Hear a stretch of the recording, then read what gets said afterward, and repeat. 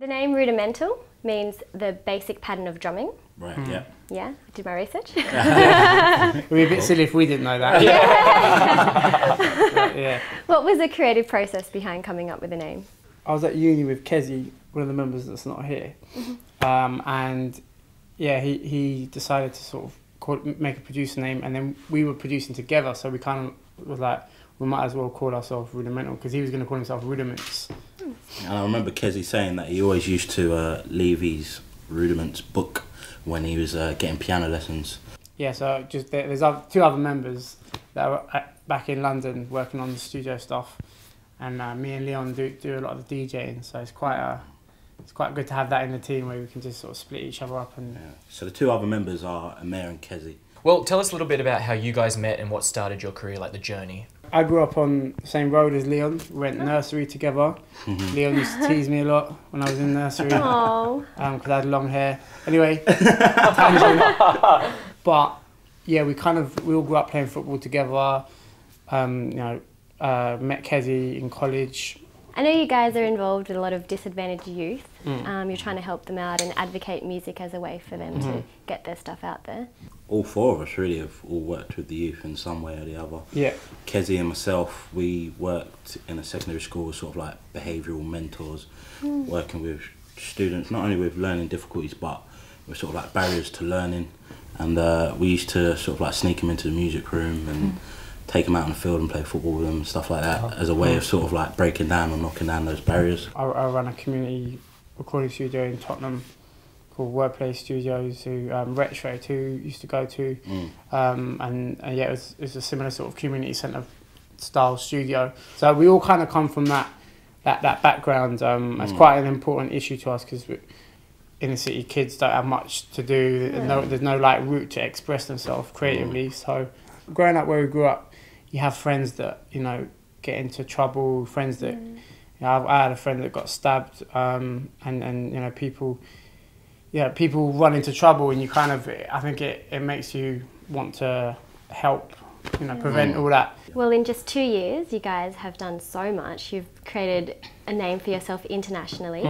Top of the UK charts. Yeah, #1 in the UK. Top of the ARIA charts. Yeah. Wow. And so much more. You guys are just going to keep going places. Yeah. What's your secret? Secret is to not have a secret. Yeah. I think that's we kind of don't really think about things.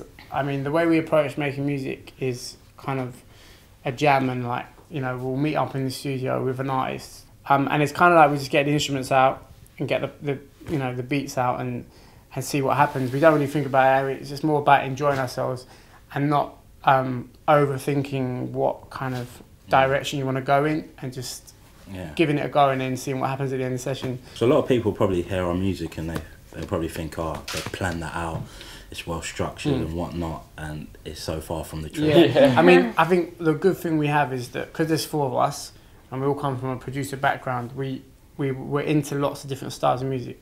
It's like a big mashup of styles when we make music together. Imagine there's four of us with all different types of flavours and genres that we love, and then we get into the studio and we just fuse that together. And I know Feel the Love has a lot of different influences. When you listen to it, it's got a couple of different styles mixed in there. Would you attribute this success to that, from all these different influences you have? And yeah, definitely. 100%. Definitely, I think. The actual story of Feel the Love as well is quite a funny one, because Kezi came up with the lyrics and the melody, and at the time, he kind of just started seeing a girl that he was kind of infatuated over. It was a sunny day. He was in love. He was in love. If you imagine just rose petals on the floor, he hates candles shining in, candle wax burning your lips. About her, and he put, and then he brought it to the studio, and we all went a bit crazy. Yeah, just on the simple hook and the rough sort of like version of what we had at the time. It was kind of like a minimal kind of laid back Andre 3000 D&B style thing. You say your music and your mission for your music is to bring soul to electronic music. Yeah, we've been quoted on that. I think I said that once. I said that once. Is it true? Yeah. It's a bit cheesy. I said it once in an interview and it's just stuck.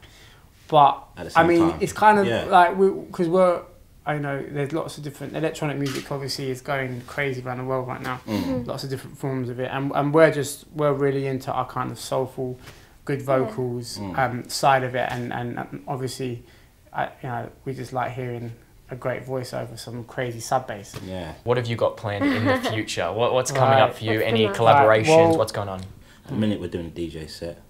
Yeah, So, we're out in Australia doing the DJ tour. The I Feel Love. Love Australian tour? Yes. Yep. Yeah, Oh, and I like that. but we're back in March for the Future Music Festival, which Yes. is going to be fully live. If you keep your eye on Twitter, you might be able to get a bit more info on who we're working with. But yeah, it's going to be good. That sounds amazing. Well, thank you so much for speaking to us today. worries. Wicked. Thank you And very much. if you guys want to check out their stuff, go to rudimental.co.uk or their Facebook, SoundCloud and Twitter. Cool, man. Do your hand thing again. Yeah. Hey.